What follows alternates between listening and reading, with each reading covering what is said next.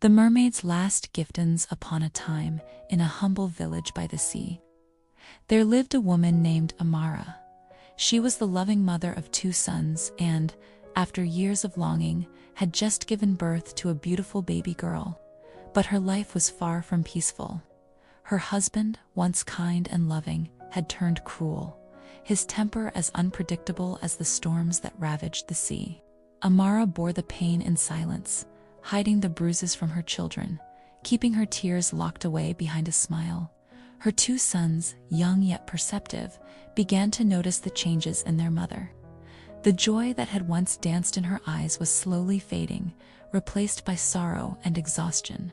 Her baby girl, a symbol of hope, arrived into a world of darkness, but Amara swore to protect her with all the love she had left. But one fateful night, after another brutal beating, Amara's heart shattered. She could not bear to see the fear in her children's eyes anymore. She could no longer live this life, not for herself and not for them. She needed to escape, to break free from the chains that bound her, to find a way to protect them without further harm. As the moonlight shimmered on the ocean, Amara made a desperate prayer to the sea. She asked the waves to take her, to transform her into something that could no longer be hurt, something beyond the reach of cruelty. And the sea, ancient and wise, answered her call. Her legs became a shimmering tail, her skin turned soft like the sea foam, and Amara's body was transformed into that of a mermaid. The ocean, vast and endless, embraced her as one of its own, but in her heart, the love for her children remained. Though she could not walk among them anymore, she would never be far from their hearts. Her sons, unaware of the transformation that had taken place, continued to visit the shore each day, carrying their baby sister with them. When the tide was low, they would wait for their mother, and Amara would rise from the depths. With every low tide, she would feed her daughter, her heart breaking as she watched her children grow up from a distance. For 9 months, the cycle continued each day, a bittersweet reminder of the life she had lost, but the love she still had to give. But time, as it does, took its toll. The sea, though beautiful and endless, was no place for a mother to survive forever. Amara felt her strength waning, and deep within her soul, she knew her time was running out. She could feel that soon, she would no longer be able to rise from the depths, to feed her daughter, to give her love. On her final visit to the shore, with her strength nearly gone, Amara did one last act of love. She added the last drop of her breast milk into a bamboo tube, sealing it tightly. With tears in her eyes, she gave it to her oldest son, whispering, "When your sister is in need, give her this. It is the last gift of my love and strength." Then she kissed her children for the final time and disappeared beneath the waves. One night, as the oldest son lay asleep, a strange dream visited him. In it, he saw a giant fish, its scales glistening like gold on its right side. The fish swam towards him, its eyes full of warmth and sorrow. "My son," the fish spoke, its voice gentle yet strong, "I am your mother. The sea has taken me, and I have given everything I could to you all, but now I must leave it behind. I have one last gift for you, a gift for each of you."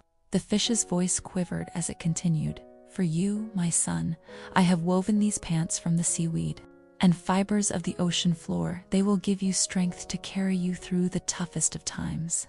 For your second brother, I give him a cup so he can drink from the well of love and remembrance. And for your sister, I leave her a bangala symbol of the bond between us, no matter the distance." The dream ended, and the boy woke up with a heavy heart, the understanding of his mother's message clear in his mind. He knew what he had to do. The days passed, and one morning, a fisherman caught a giant fish with golden scales on its right side. The oldest son, his heart racing, rushed to the fisherman and begged, "Please, I ask of you, give me the head of this fish. It is my mother." The fisherman, puzzled but moved by the boy's desperation, agreed. As the head was carefully removed and handed over, the oldest son could hardly contain his grief. He held the fish's head to his chest, and in that moment, he could feel his mother's spirit surrounding him, her love flowing through him like the waves of the ocean. In a soft whisper, her voice echoed in his ears. "I am no longer bound to the sea, but my love for you will never fade. My gifts, my love, are yours now. Use them wisely." The boy returned home with the fish's head, and the moment he laid it before his brother and sister, he shared the gift his mother had left. To the oldest, she had given the pants woven from the sea, his strength to navigate the world.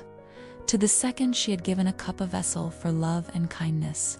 And to the youngest, the sister, she had left a bangle, a constant reminder that her mother's love would always be with her no matter where she was. And though they would never see their mother again, they carried her love and gifts with them for the rest of their lives. The oldest son wore the pants with pride, his strength unwavering in the face of hardship. The second brother held the cup, always remembering the love his mother had shown him. And the baby girl, now a young woman, wore the bangle, a reminder of the bond that could never be broken.